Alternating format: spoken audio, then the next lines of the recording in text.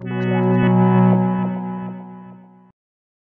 you all for coming. This is so exciting. I'm so happy that Ruben Farrus, design director at Minority Media in Montreal, made it here today and is ready to give a presentation on empathy in games, something that is much needed, needs to be discussed more, and we are all very excited to have him here. We will start with the presentation and then move to a discussion on the podium. And I will quiz him like crazy. And hopefully there are some questions from the audience, because then we will open it up to Q&A to everybody. And then there is the wrap-up and celebrations. Ruben.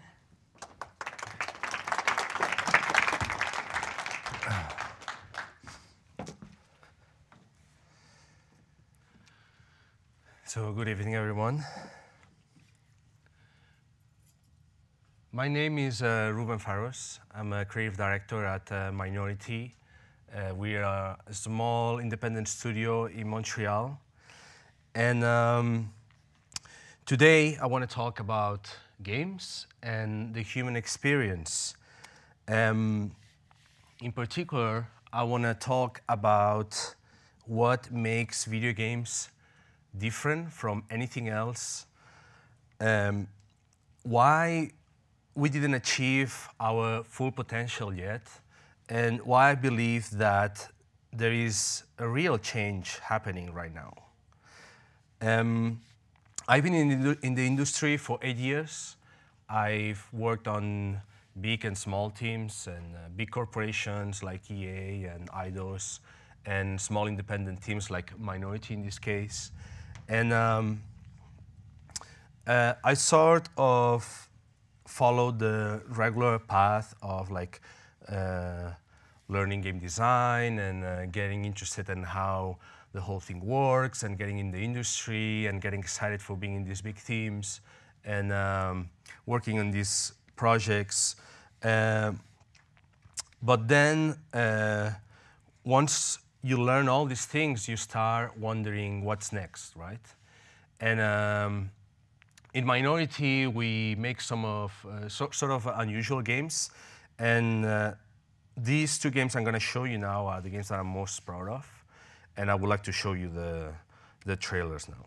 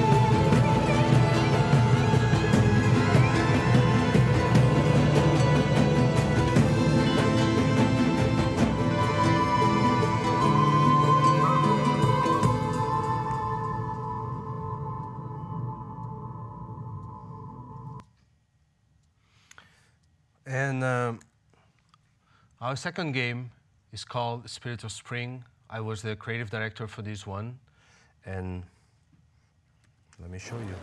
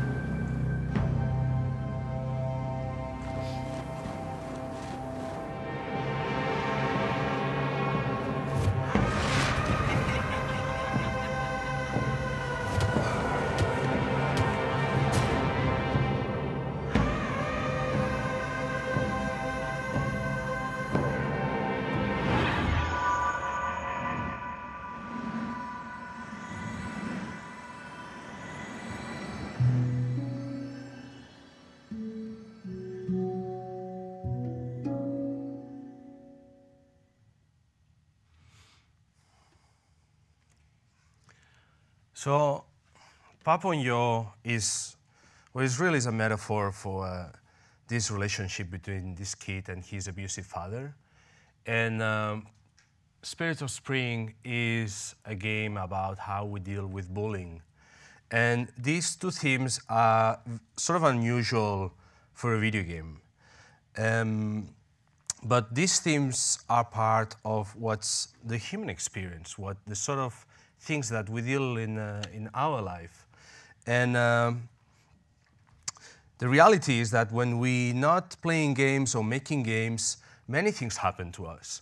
And we fall in love, we break up with our girlfriends or boyfriends, we cheat or they cheat on us, we get a new pet, this pet will die one day, we have babies, we have arguments with our brothers and sisters, we make new friends, we lose good friends.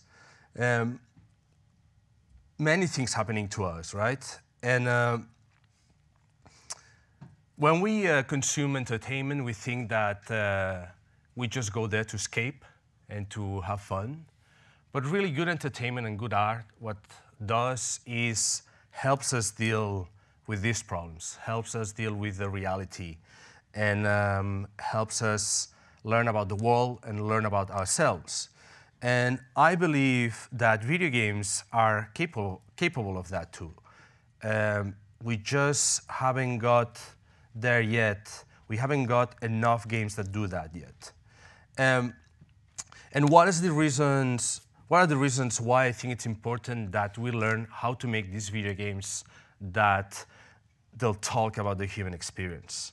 Well, one of the reasons is pretty selfish, is that there is a new generation of game makers that we're getting older. We've learned this craft, and now we're wondering how we can express ourselves, how can communicate these feelings to the world with our art. And the tools that we have from the past 30 years, they don't really work that well to do that. So we need to figure out new ones. The second reason why we need to figure out how to make these video games about the human experience is because video games in reality, they're super powerful tools. When you go to the cinema, you'll empathize with the main characters. They'll go through something you've been through, or your friend's been through, or you heard about, and you'll really empathize with their characters. But video games, the power is the power to simulate a reality and then interact with it. I looked on Google Images for simulations, and I found these two on top. And when we go into a simulation, what we're really doing is role-playing. It's not really that we're just empathizing with someone, we're becoming someone. And the sort of lessons that you can learn in that role-playing are so much more powerful.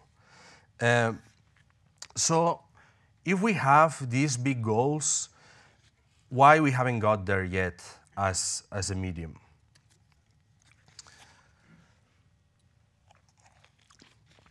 It's because what I called the old approach.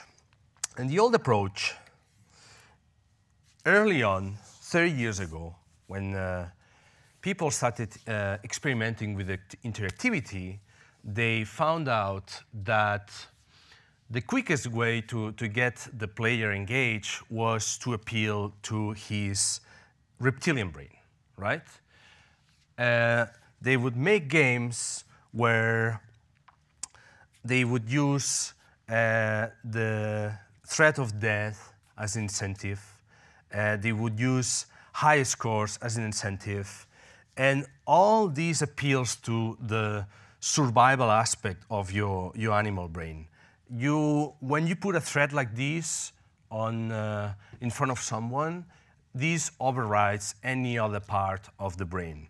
So logically, what they did, seeing this was very effective, they made games with enemies. They made games with collectibles, so you gather as much as possible.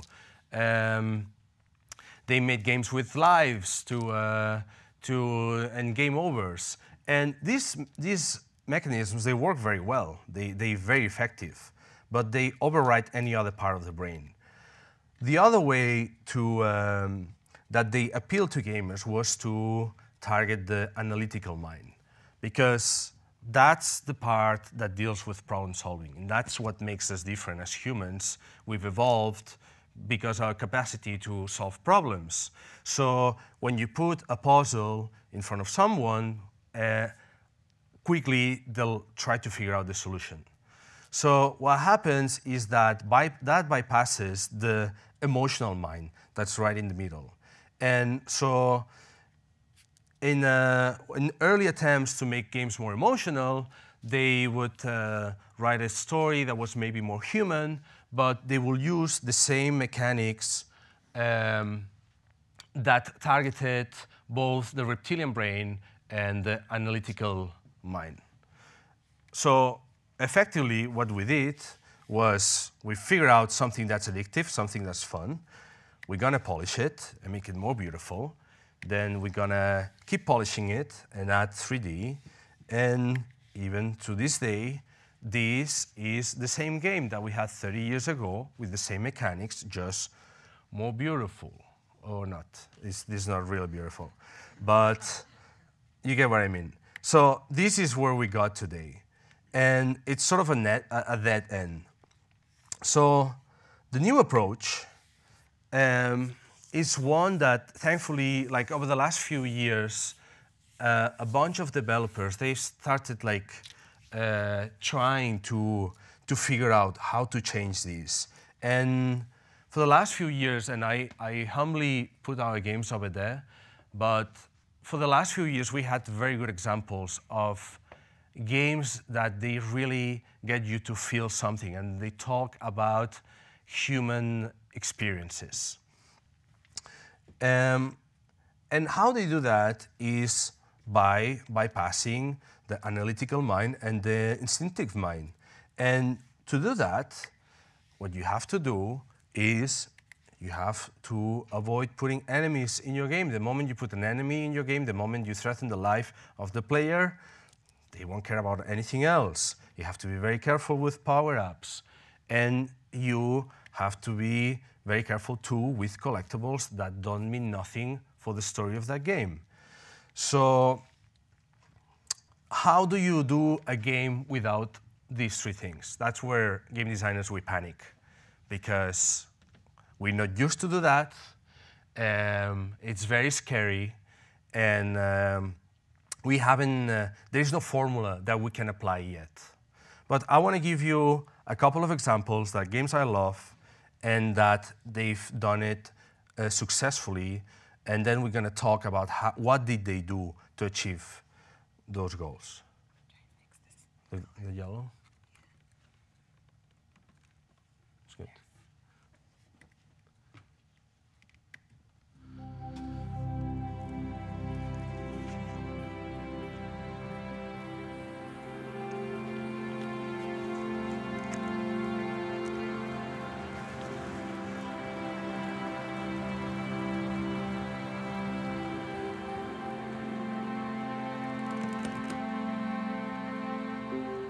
Dear Katie, I'm sorry I can't be there to see you.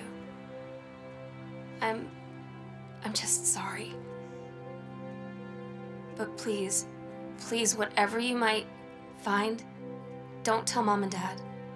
I don't want them to know. I don't want anyone to know.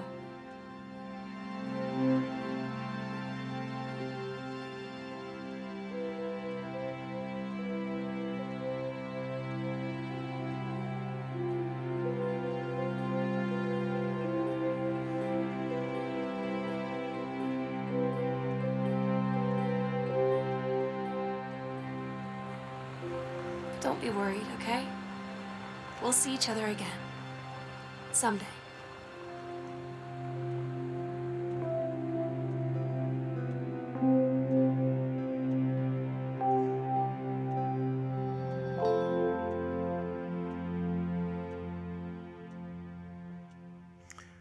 So in Gone Home, there is no enemies in this mansion. There is nothing really to collect. They strip down all these old gameplay mechanics, and they just presented you with a mystery. What happened to my sister? Where is everyone? I came back and nobody's home. So and the house is kind of creepy, what's going on? So you start exploring the house, you go through every drawer, you unfold the story bit by bit, you read every bit, and that is enough that mystery is enough to get the player interested until the very end. And as I said before in the workshop, like many of these experiences is all about smoke and mirrors. It's not about inventing anything new. It's all about stripping what distracts you from caring and role-playing into that video game. Then the other example I'm going to show you now, it's Papers, Please, and they did something sort of opposite to this.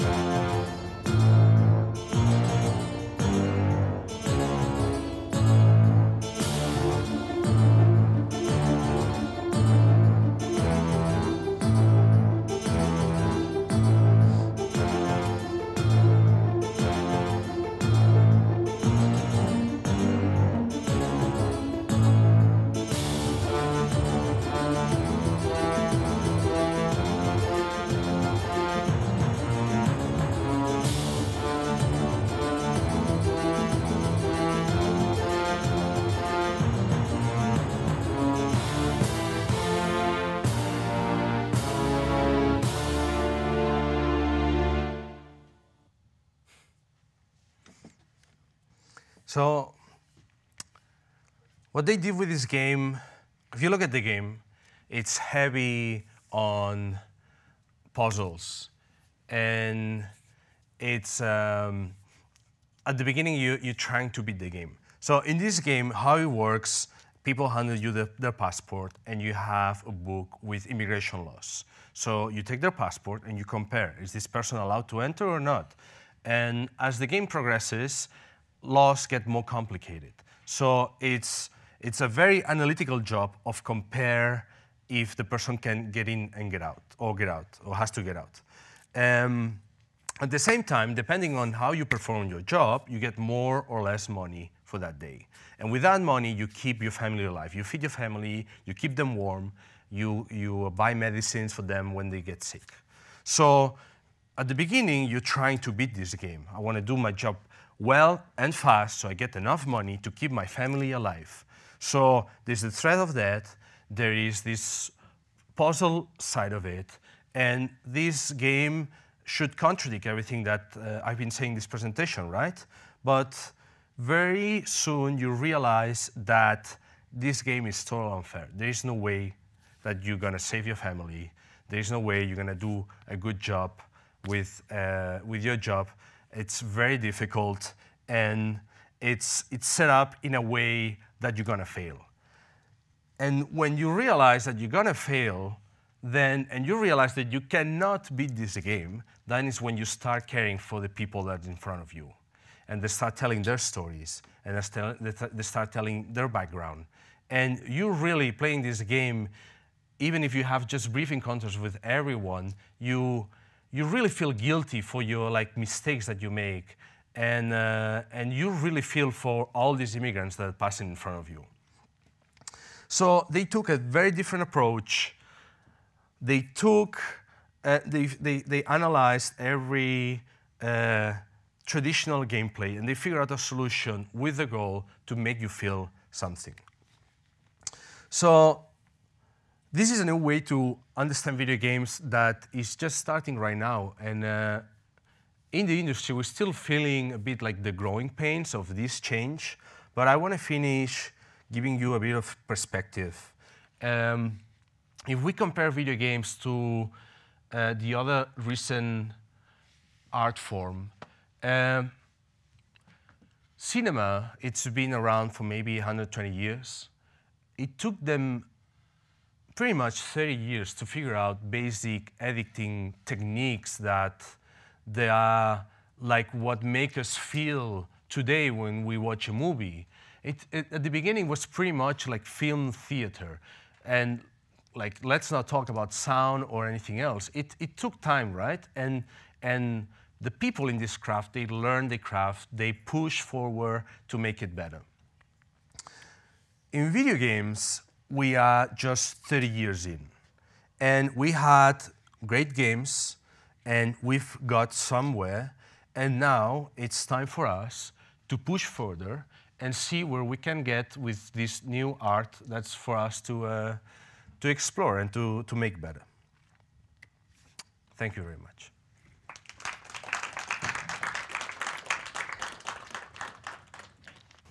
Thank you, Ruben. Thank you. It's nice how they, like magic. I feel way more comfortable now. Isn't it good? Yeah. So I want to start with your own history a little bit. Okay.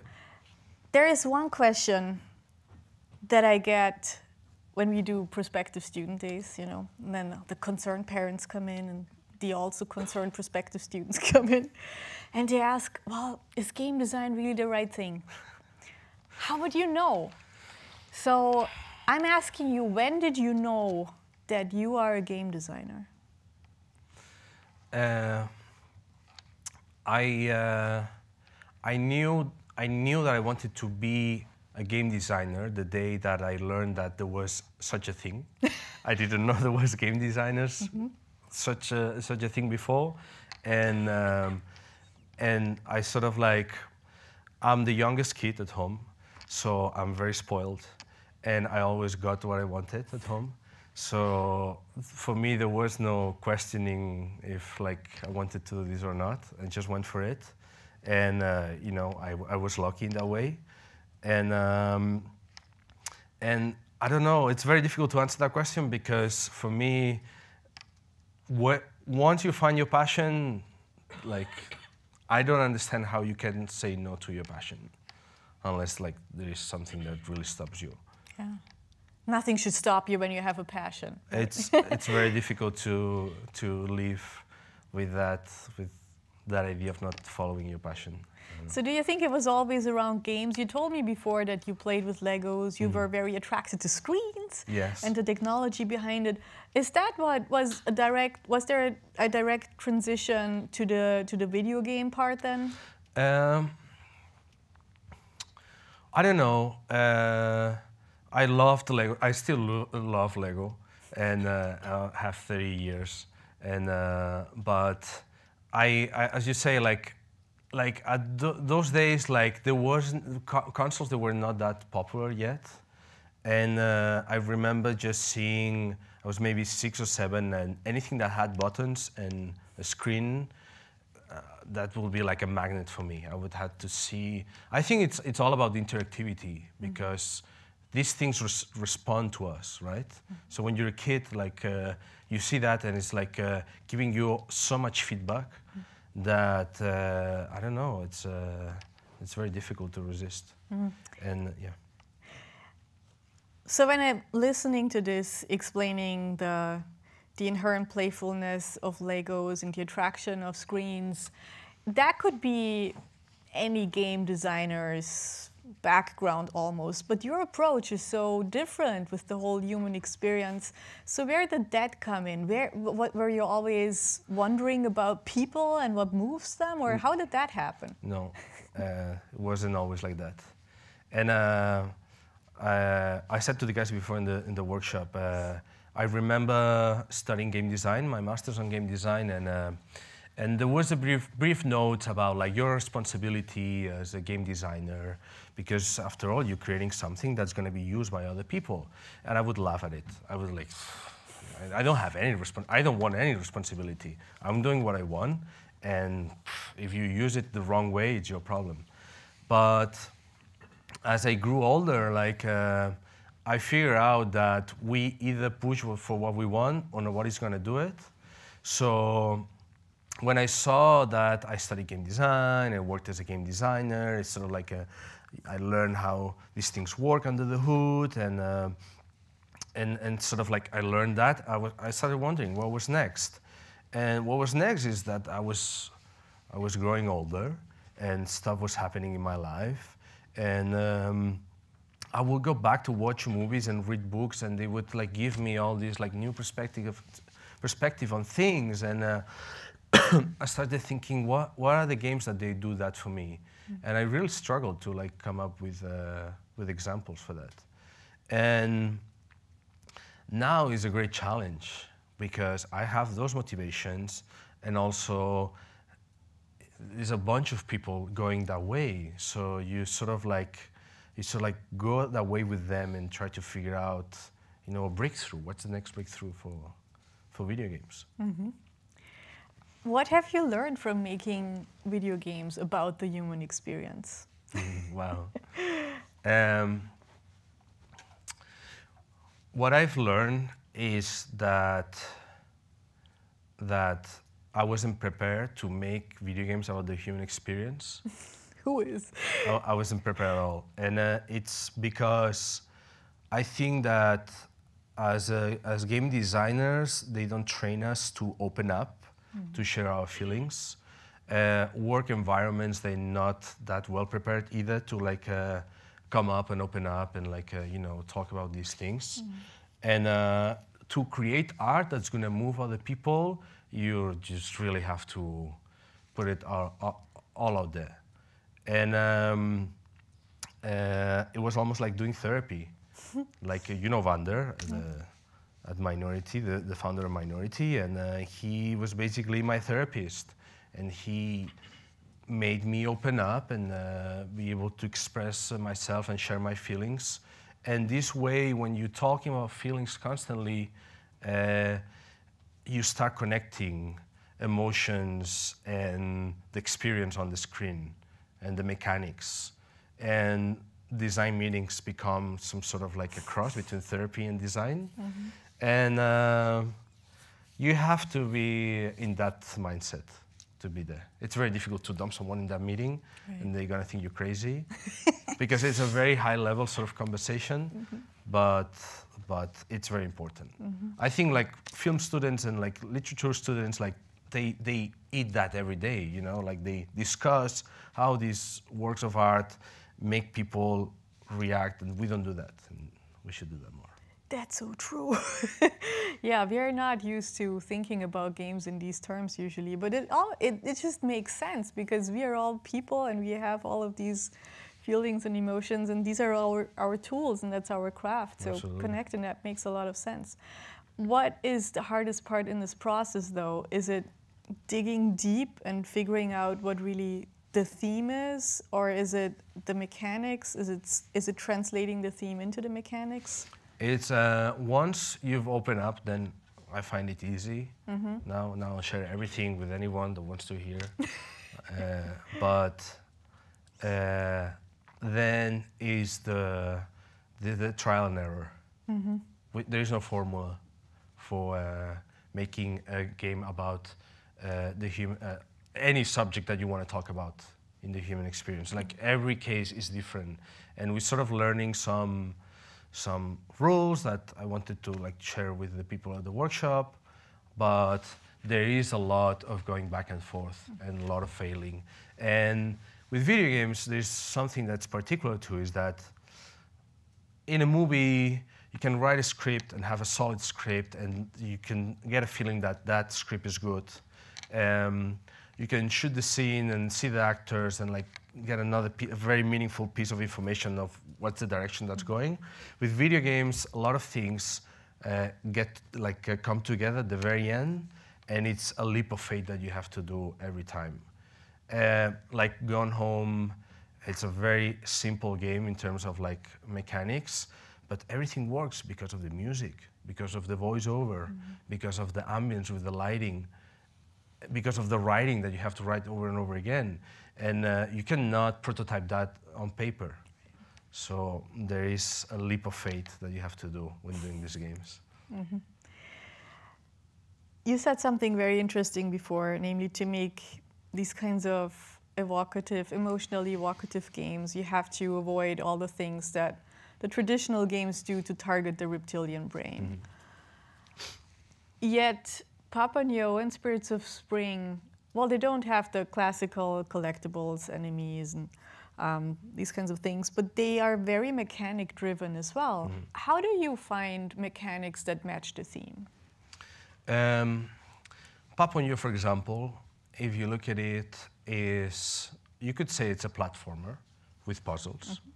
And we got a lot of criticisms because the puzzles weren't hard enough.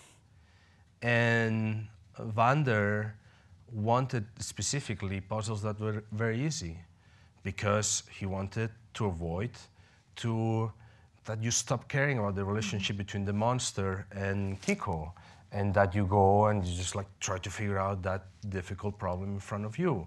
Same thing with platforming. We got a lot of criticism. The platform is not tight enough. It's not because it was never about the platforming. The platforming was that mechanic was there, so you wouldn't walk on a flat plane for the whole game to add sort of a second-to-second, minute-to-minute sort of like engagement, but never to beat that platforming.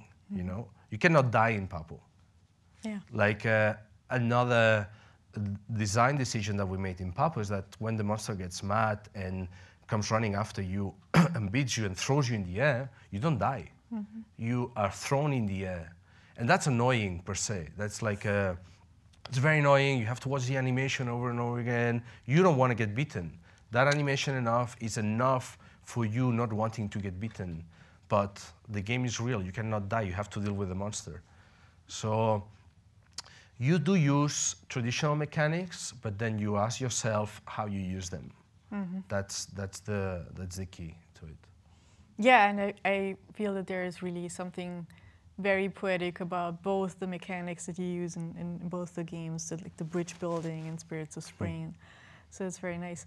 I have, since we are slowly opening up the discussion to the audience, one question that I'm really interested in is how you said prototyping is really hard for these kinds of games, and I totally hear you with that. But how do you use playtesting? Do you ever use playtesting to make sure the emotional experience is there? Is self-expression more important than getting your point across?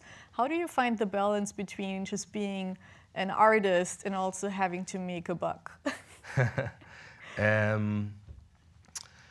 The playtesting, I don't think right now you're gonna get rich with this sort of games. So like the making money is sort of like not a big concern right away. But the playtesting, it comes late in the game. And these are more personal games. So as you hear people talking about your game, you learn how to like pick the right feedback about it. And I heard Genova Chan talking about how they playtested Journey, and I think his metric to see if the game was successful or not is to see how many people would cry playing the game that week, and he could see how the game was getting better. I think they were lucky enough they could test the game in sort of a solid stage where you can have that luxury of that extra time to like, okay, the game is solid now, I can play it over and over again. Sometimes the reality of money is that you don't have that much time to test the games with in a solid state where people can experience so the playtests are very rough. Yeah. They're very rough, and they are usually trying to convey emotions, but emotions, they come at the end when you have the music, when you have the timing of everything is right. So you just have to have a bit of thick skin. Right. Last question. You're making games for a new market. You're making games for people who might not be gamers. How do you get them interested in your projects? Oof. Yeah, that's one of the most difficult parts. Glad I asked that at the end.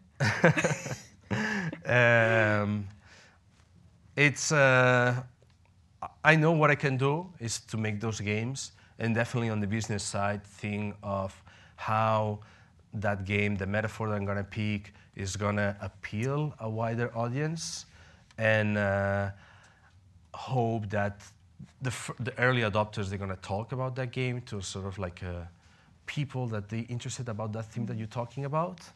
But there's also a part of responsibility for the industry to support that content.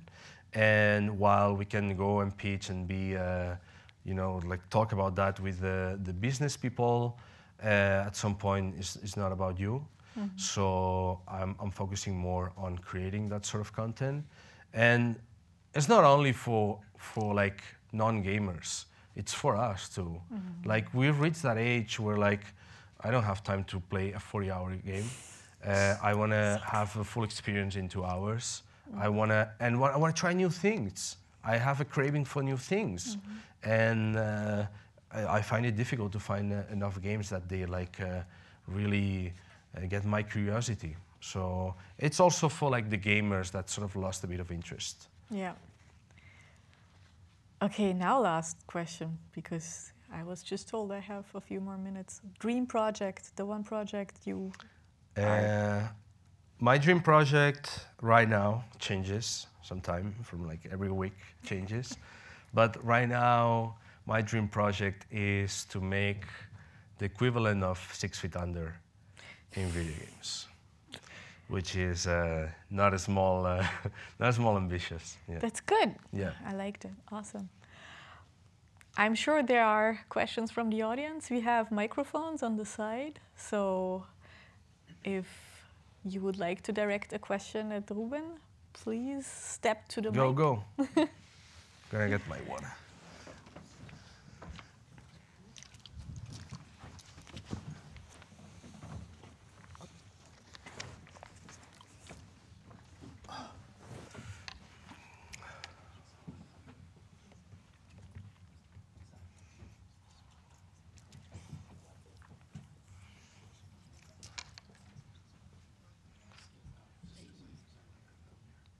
All right, cool.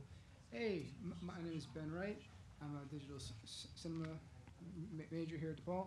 And I was wondering, what was your take on the notion of having enemies, but the way you go about defeating these enemies is instead to turn them into allies to sort of resolve conflicts in a non-violent fashion.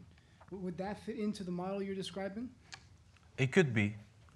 We could figure out a way to do that. I think that the concept there is to convince instead of beating the enemy. So the enemy, the mechanic of having an obstacle in front of you, the enemy, is valid if you sort of twist it in a way that in the player's mind, they're not threatening his life or her life, but they sort of an obstacle towards his or her goal. So sometimes these changes are very, very small, but it's all about how the simulation in the head of the player plays out. So if that enemy, I know it's not really gonna kill me, but maybe it's gonna annoy me, and I wanna convince him to come with me, that could be a perfectly valid mechanic. Thank you.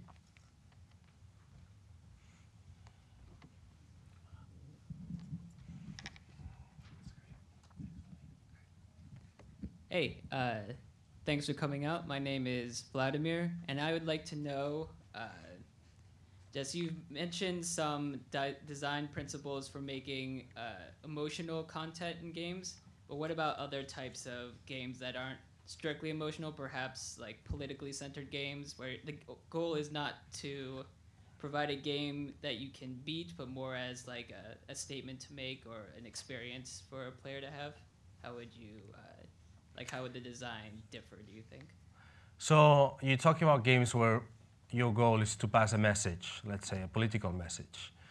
I would still try to figure out a way to engage emotionally that person, because that's how we convince people, right? Engaging them at an emotional level.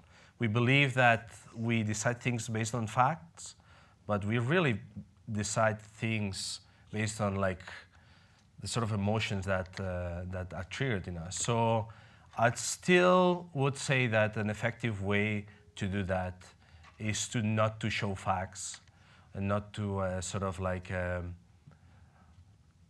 not to having something to beat, but to engage them at the emotional level. Imagine, I don't know, I'm making this up as we go, but imagine that in that game there was a character that has that opinion, okay? And that somehow I manage you to care for that character. If I manage you to care for that character, you're probably gonna care for what he or she has to say. That's what I would do. All right, thank you.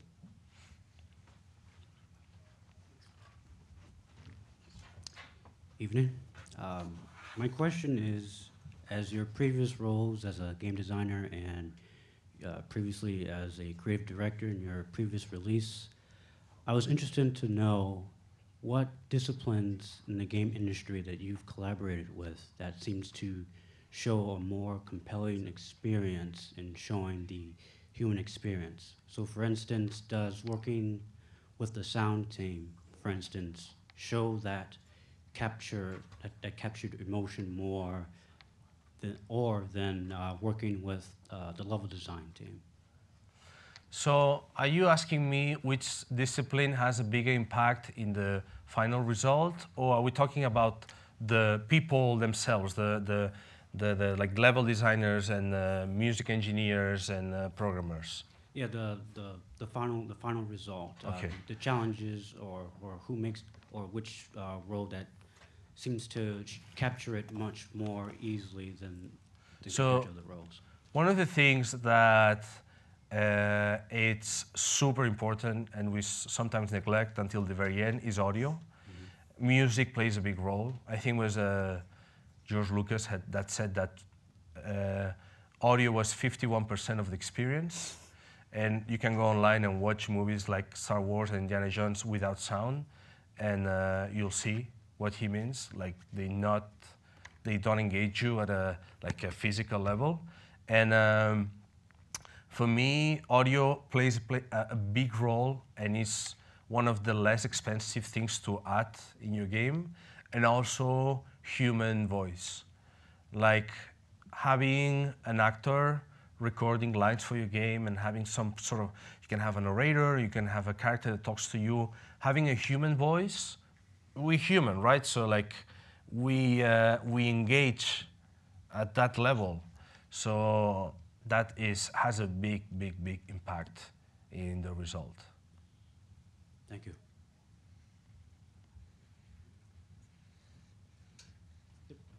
Hi. Do you think that empathetic games, do you think that larger studios are going to start creating more empathetic games? Do you think it's going to stick more with the independent studios? Yeah, I don't think they're going to start anytime soon. You don't think? No. Is that just because it doesn't appeal to like the audience more, or just? Big studios, they've invested a lot of money over the years to figure out a pipeline to make these big games. The pipeline really doesn't apply to what we're doing.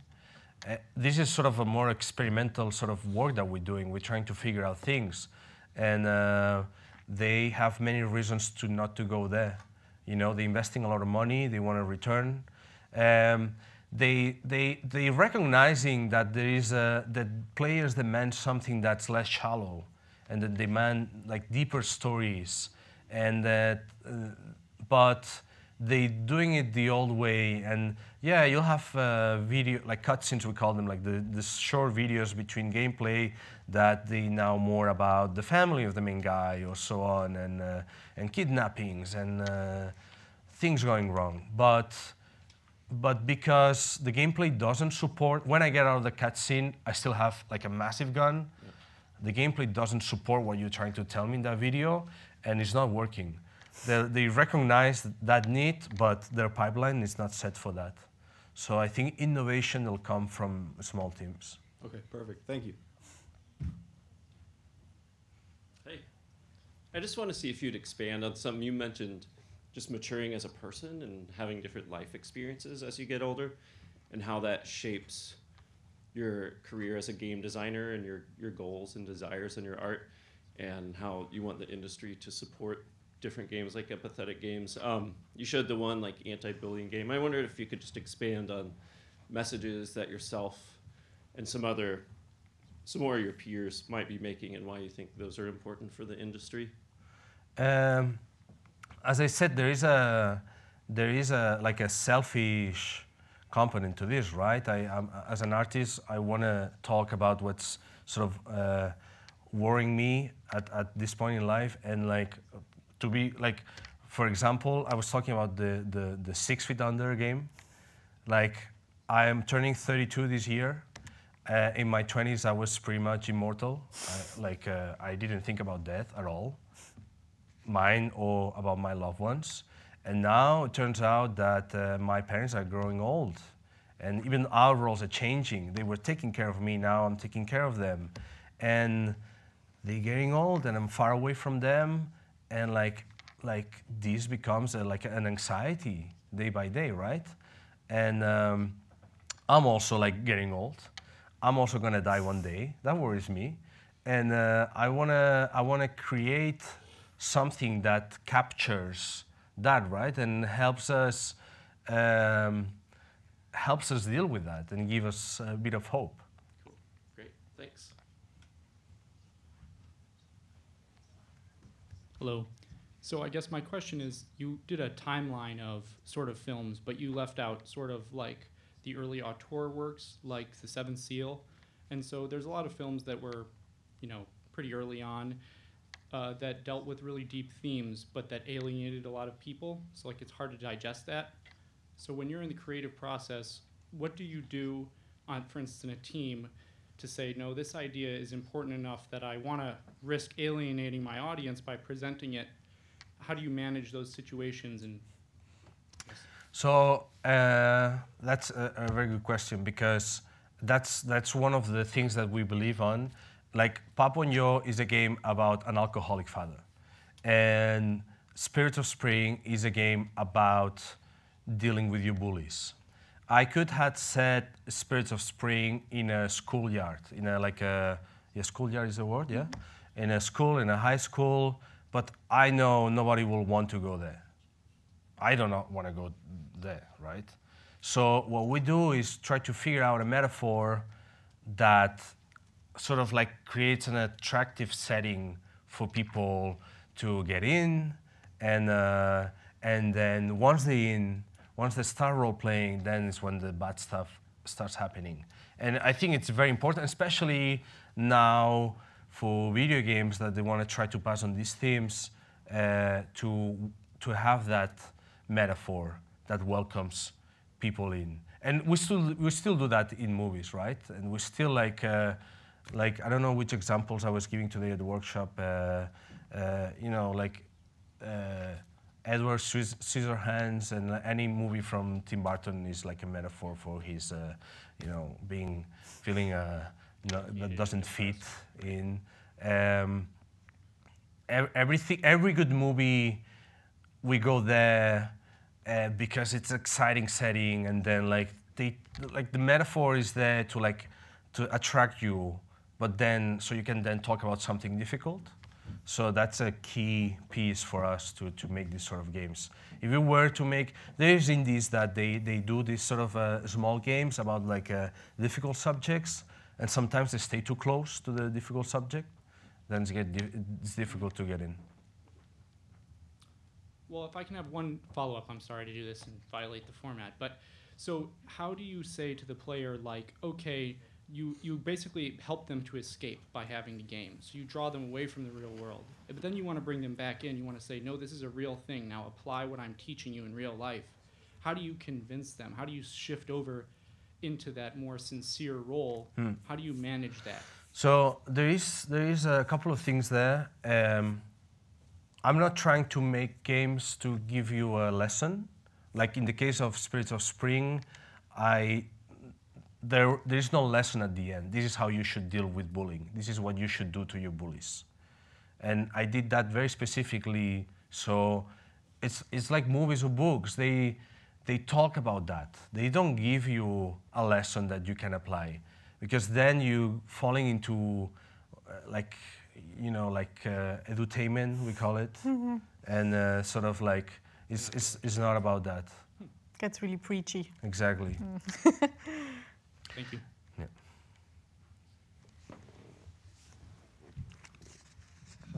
Hi. I was wondering, you said the AAA model of workflow doesn't really work for the types of games that you're trying to make.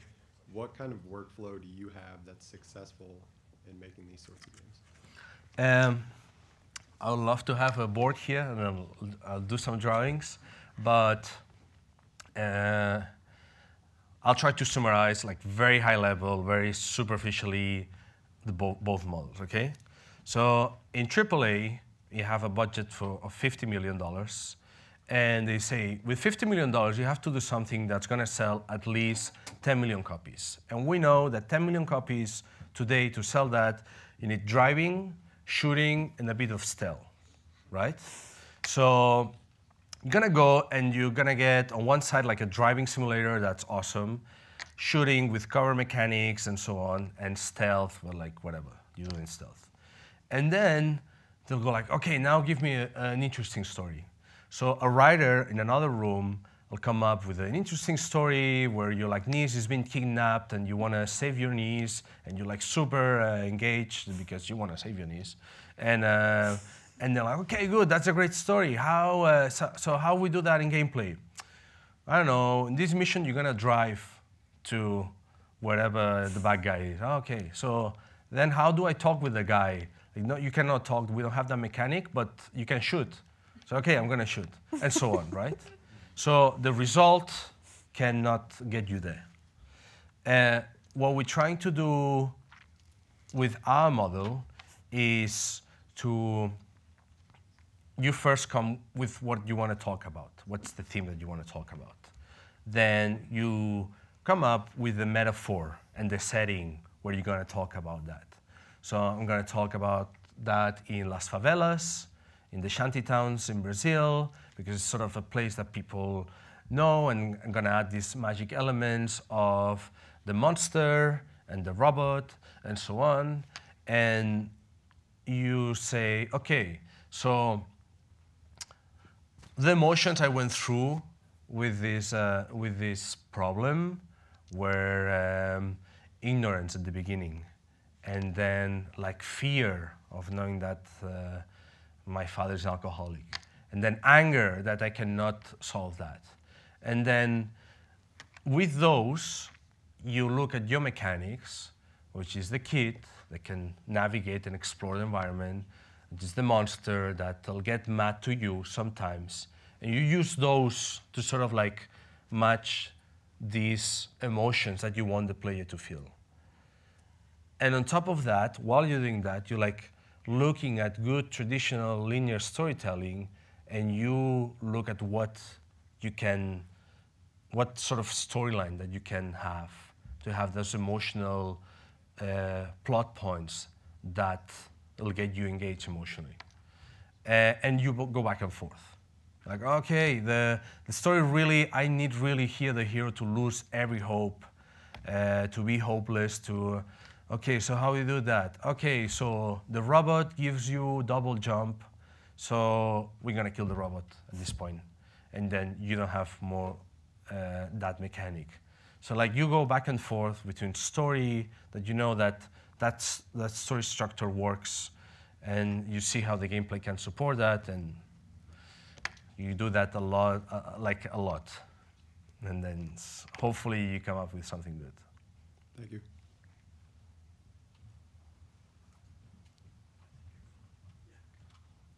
Good evening. I have a question about funding sources. Your games are very unique. They mix, the human element with your sarcasm. And I was wondering, how do you guys find funding sources for your games? Or could you speak a little bit about Pub Fund and things like that? So we're lucky that in Canada there is quite a bit of funding for innovation in new medias. So we use a lot of that. And once you get a bit of that funding and you get a bit of money already for the game, then other people is ready to jump in.